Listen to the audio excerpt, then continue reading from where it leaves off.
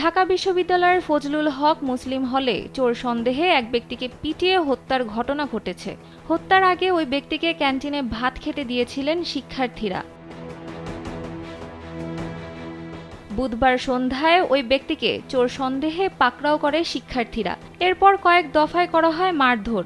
রাত 12টার দিকে ঢাকা মেডিকেলে নেওয়া হলে দায়িত্বরত চিকিৎসক তাকে মৃত ঘোষণা করেন।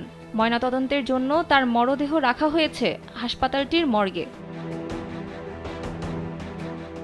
জানা গেছে নিহতের নাম তোফাজ্জল। তার বাড়ি বরগুনার পাথরঘাটা উপজেলার কাঁঠালতলী ইউনিয়নে। তিনি মানসিক ভারসাম্যহীনতায় ভুগছিলেন বলে প্রাথমিকভাবে জানা গেছে। ইডেন বে কক্সবাজার সমুদ্র সৈকতের উপর নিজেদের একটি ঠিকানা। মাত্র 5 লাখ টাকায় আপনিও হয়ে যেতে পারেন এই হোটেলের মালিক। ফজলুল হক মুসলিম হলের শিক্ষার্থীদের সঙ্গে কথা বলে জানা যায়, সন্ধ্যায় হলে ক্রিকেট টুর্নামেন্ট চলছিল।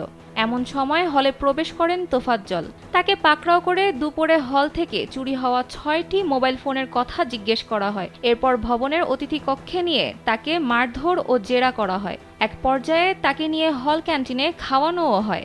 এরপর এক্সটেনশন ভবনের অতিথি কক্ষে নিয়ে দ্বিতীয় দফায় বুক, পিঠ, হাত ও পায়ে ব্যাপক মারধর করেন একদল শিক্ষার্থী। এ সময় তোফাজ্জলের পা থেকে রক্ত বের হতে থাকে।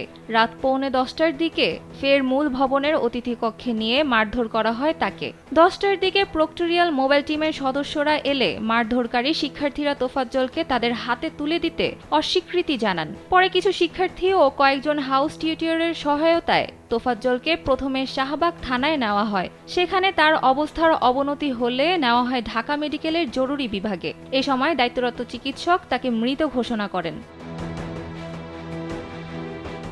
ঢাকা বিশ্ববিদ্যালয়ের প্রক্টর সাইফুদ্দিন আহমদ কালবেলাকে জানান, ফজলুল হক মুসলিম হলের প্রাধ্যক্ষকে ঘটনায় জড়িতদের চিহ্নিত করে হলের বিধি অনুযায়ী সর্বোচ্চ শাস্তি নিশ্চিতের কথা বলেছেন।